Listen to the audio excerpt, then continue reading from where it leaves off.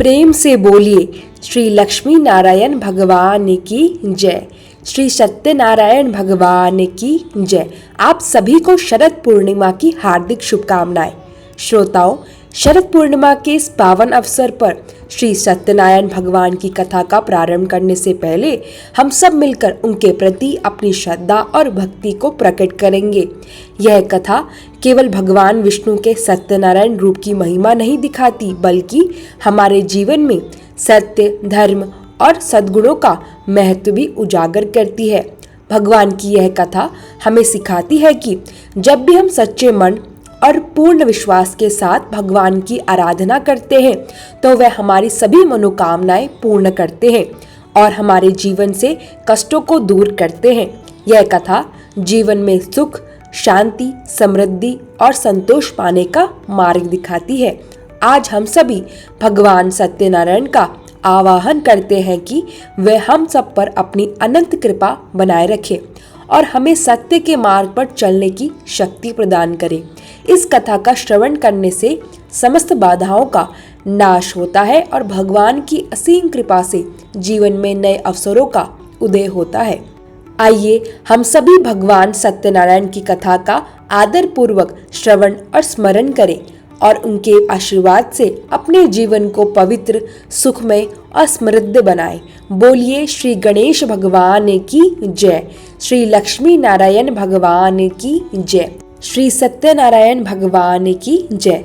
पौराणिक कथा के अनुसार एक समय नैमिषारण्य तीर्थ में शौनक आदि 88,000 ऋषियों ने श्री सूत जी से कहा, हे प्रभु, इस कलयुग में वेद विद्या रहित मनुष्य को प्रभु भक्ति किस प्रकार मिलेगी और उनका उद्धार कैसे होगा। हे मुनिश्रेष्ठ, कोई ऐसा तप कहिए जिससे थोड़े समय में पुण्य प्राप्त होवे और मनवांछित फल मिले। ऐसी कथा को सुनने की हमारी इच्छा है। सर्वशास्त्र ज्ञाता श्री सूत जी बोले, हे वैष्णवों में पूज्य, आप सबने प्राणियों के हित की बात पूछी है। अब मैं उस श्रेष्ठ व्रत को आप लोगों से कहूंगा जिस व्रत को नारद जी ने श्री लक्ष्मी नारायण भगवान से पूछा था और लक्ष्मीपति ने मुनि श्रेष्ठ नारद जी से कहा था। सो ध्यान पूर्वक सुनो। एक समय योगीराज नारद जी दूसरों के हित की इच्छा से अनेक लोकों में घूमते हुए मृत्यु लोक में आ पहुँचे। यहाँ अनेक योनियों में जन्मे वे प्रायः सभी मनुष्यों को अपने कर्मों के अनुसार अनेकों दुखों से पीड़ित देखकर सोचा कि किस यत्न के करने से निश्चय ही प्राणियों के दुखों का नाश हो सकेगा। ऐसा मन में सोचकर देव ऋषि मुनि श्री विष्णु लोक को गए।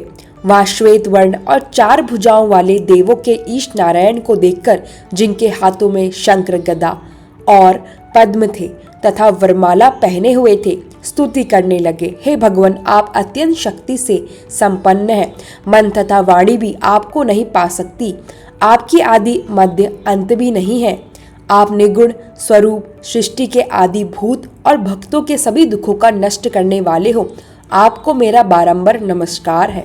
नारद जी ने इस प्रकार की स्तुति सुनकर भगवान श्री विष्णु बोले, हे मुनि श्रेष्ठ, आपके मन में क्या है? आपका किस काम के लिए आगमन हुआ है? निसंकोच कहिए। तब नारद मुनि बोले, प्रभु, मृत्यु लोक में मनुष्य जो अनेक योनियों में पैदा हुए हैं, अपने अपने कर्मों के द्वारा अनेक प्रकार के दुखी से दुखी हो रहे हैं। हे नाथ, यदि आप मुझ पर दया रखते हो तो बतलाइए कि इन मनुष्यों के सब दुख थोड़े ही प्रयत्न से कैसे दूर हो सकते हैं। तब श्री विष्णु भगवान जी बोले, हे नारद, मनुष्यों की भलाई के लिए तुमने बहुत अच्छी बात पूछी है। जिस काम के करने से मनुष्य मोह से छूट जाता है वह मैं कहता हूँ, सुनो। बहुत पुण्य देने वाला स्वर्ग तथा मृत्यु लोक दोनों में दुर्लभ एक अत्यंत उत्तम व्रत है।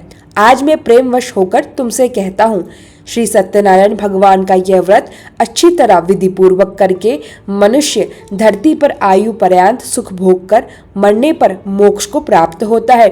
श्री भगवान के वचन सुनकर नारद मुनि बोले, हे भगवान, उस व्रत का क्या फल है, क्या विधान है और किसने यह व्रत किया है और किस दिन यह व्रत करना चाहिए, विस्तार पूर्वक कहिए।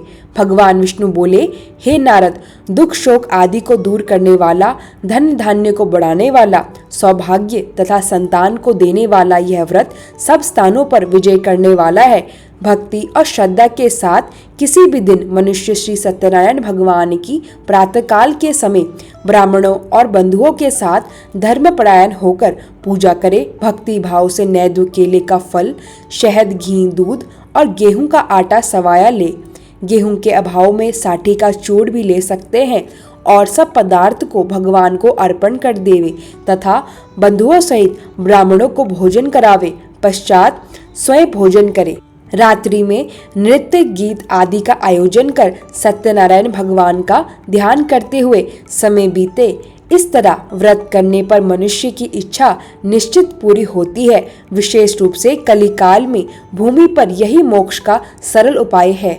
तो प्रेम से बोलिए श्री सत्यनारायण भगवान की जय। श्री सत्यनारायण व्रत कथा का प्रथम अध्याय संपूर्ण। दूसरा अध्याय। श्री सूत जी बोले, हे ऋषियों, जिसने पहले समय में इस व्रत को किया है उसका इतिहास कहता हूँ, ध्यान पूर्वक सुनो। सुंदर काशीपुर नगरी में एक अत्यंत निर्धन ब्राह्मण रहता था। वह भूख और प्यास से बेचैन हुआ, नित्य पृथ्वी पर घूमता था। ब्राह्मणों से प्रेम करने वाले भगवान ने ब्राह्मण को दुखी देखकर बूढ़े ब्राह्मण का रूप धरकर उसके पास जाकर आदर पूर्वक पूछा, हे विप्र, तुम नित्य दुखी होकर पृथ्वी पर क्यों घूम रहे हो? हे ब्राह्मण, यह सब मुझसे कहो, मैं सुनना चाहता हूँ। तब वह ब्राह्मण बोला, मैं निर्धन ब्राह्मण हूँ, भिक्षा के लिए पृथ्वी पर फिरता हूँ। हे भगवान, यदि आप इससे छुटकारा पाने का कोई उपाय जानते हो तो कृपया कर मुझे बताइए। वृद्ध ब्राह्मण बोले, हे विप्र, सत्यनारायण भगवान मनवांछित फल देने वाले हैं, इसलिए तुम उनका पूजन करो, जिसके करने से मनुष्य सब दुखों से मुक्त हो जाता है। तब ब्राह्मण को व्रत का सारा विधान बताकर बूढ़े ब्राह्मण का रूप धारण करने वाले श्री सत्यनारायण भगवान वही अंतर ध्यान हो गए। जिस व्रत को वृद्ध ब्राह्मण ने बतलाया था, मैं उसको अवश्य करूंगा, यह निश्चय करने पर उसे रात भर नींद नहीं आई। सवेरे उठकर सत्यनारायण भगवान के व्रत का निश्चय कर वह भिक्षा के लिए चला। उस दिन उसको भिक्षा में बहुत सारा धन मिला, जिससे बंधु बांधव के साथ उसने सत्यनारायण भगवान का व्रत किया। इसके करने से वह ब्राह्मण सब दुखों से छूटकर अनेक प्रकार की संपत्तियों से युक्त हुआ। उस समय से वह ब्राह्मण हर मास व्रत करने लगा। इस तरह सत्यनारायण भगवान के व्रत को जो भी करेगा वह मनुष्य सब दुखों से छूट जाएगा। इस तरह नारद जी से सत्यनारायण भगवान का कहा हुआ यह व्रत मैंने तुमसे कहा। हे विप्रो, मैं अब और क्या कहूँ? तब ऋषिगण बोले, हे मुनिवर, संसार में इस ब्राह्मण से सुनकर किस किस ने इस व्रत को किया, हम वह सब भी सुनना चाहते हैं। इसके लिए हमारे मन में अत्यंत जिज्ञासा हो रही है।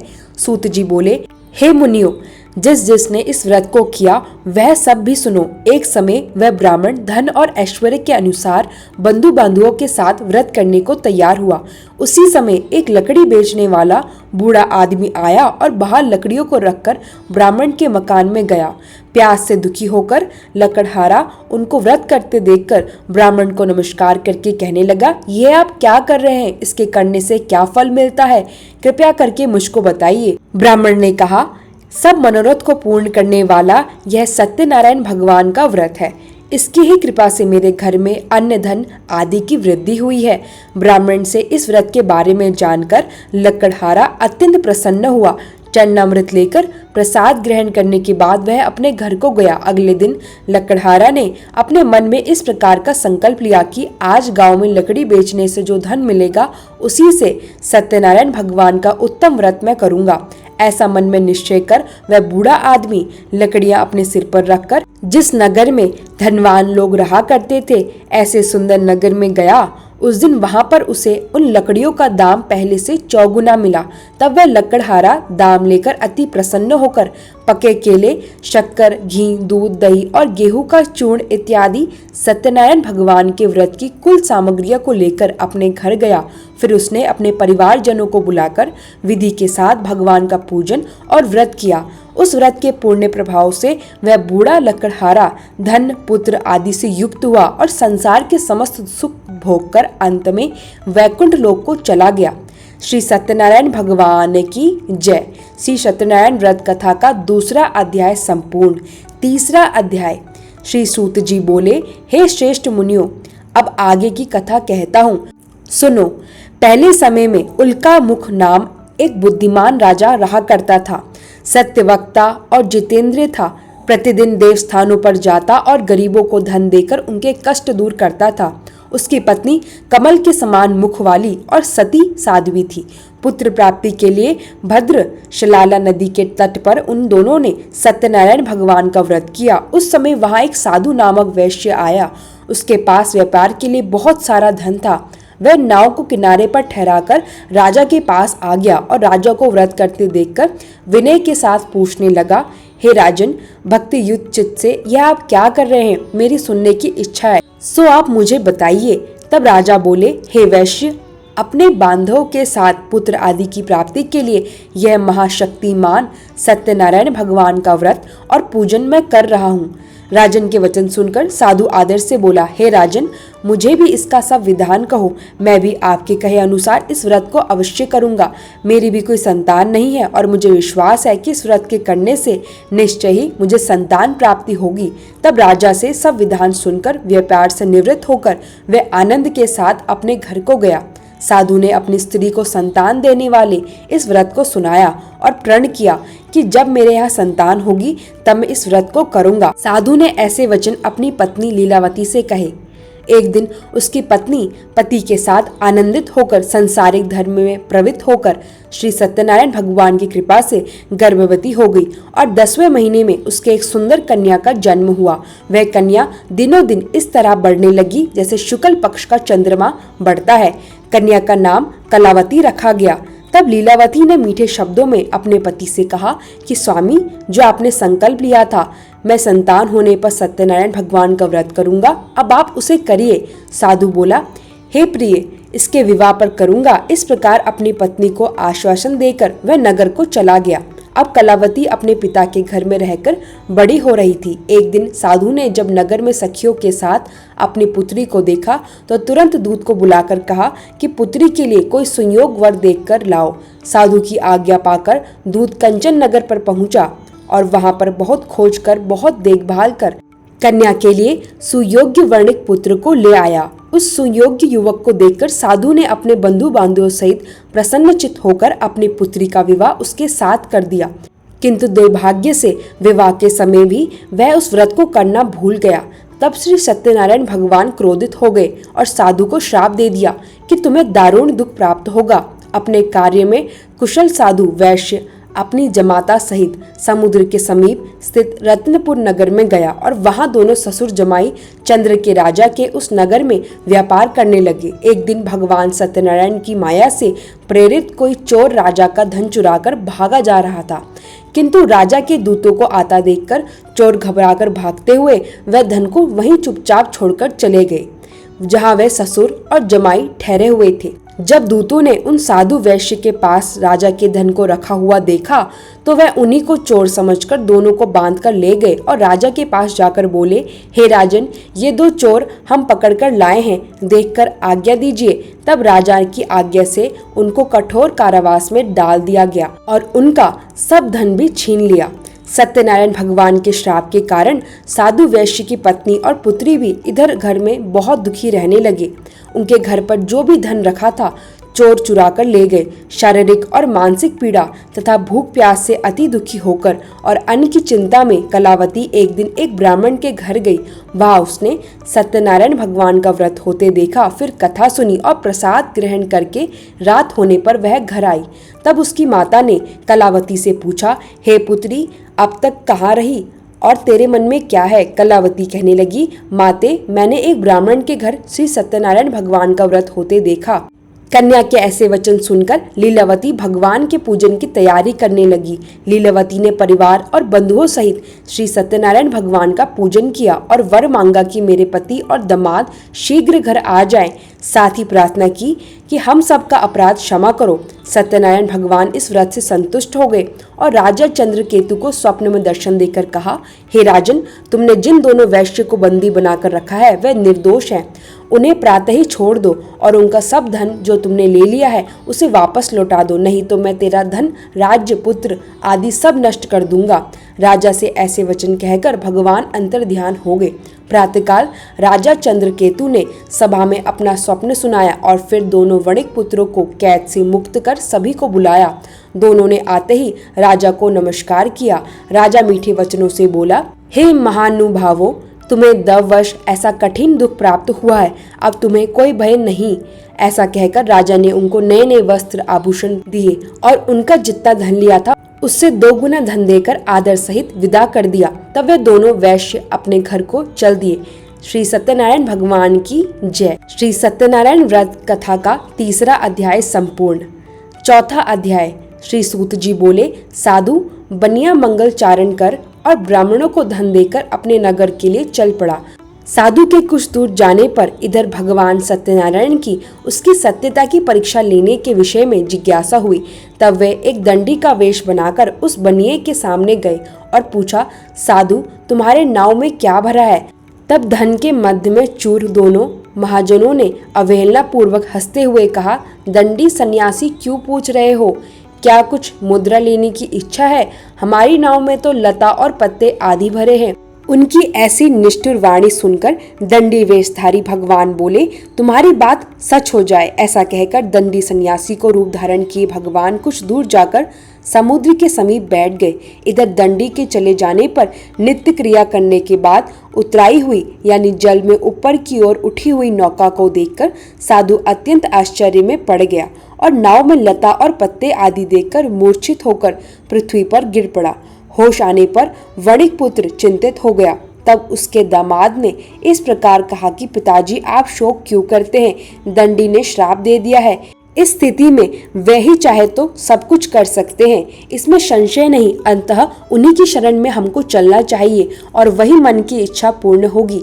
दामाद की बात सुनकर वह साधु बनिया उनके पास गया और वहां दंडी को देखकर उससे भक्ति पूर्वक उन्हें प्रणाम किया तथा आदर पूर्वक कहने लगा कि आपके सम्मुख मैंने जो कुछ कहा है असत्य भाषण रूप अपराध किया है, आप कृपया मेरे उस अपराध को क्षमा कर दीजिए। ऐसा कहकर बार बार प्रणाम करके वह महान शोक से व्याकुल हो गया। दंडी ने उस बनिया को रोते हुए देखकर कहा, हे मूर्ख, रो मत, मेरी बात सुनो। मेरी पूजा से उदासीन होने के कारण तथा मेरी आज्ञा से ही तुमने बार बार दुख प्राप्त किया है। भगवान की ऐसी वाणी सुनकर वह उनकी स्तुति करने लगा। साधु ने कहा, हे प्रभु, यह आश्चर्य की बात है कि आपकी माया से मोहित होने के कारण ब्रह्मा देवी आपके गुणों और रूप को यथावत रूप से नहीं जान पाते। फिर मैं मूर्ख आपकी माया से मोहित होने के कारण भला कैसे जान सकता हूँ? प्रभु आप मुझ पर कृपा कीजिए और मुझ पर प्रसन्न होइए। मैं अपनी धन संपत्ति के अनुसार आपकी पूजा करूंगा। मैं आपकी शरण में हूँ। मेरा जो नौका में स्थित पूरा धन था उसकी और मेरी रक्षा करें। उस बनिए की भक्ति युक्त वाणी सुनकर भगवान जनार्दन संतुष्ट हो गए। भगवान जनार्दन उसे अभिष्ट वर प्रदान कर वही अंतर्ध्यान हो गए। इसके बाद वह साधु अपनी नौका में चढ़ा और उसे धन्य धान्य से भरी हुई देखकर भगवान सत्यदेव की कृपा से हमारा मनोरथ सफल हो गया। ऐसा कहकर स्वजनों के साथ उसने भगवान की विधिवत पूजा की।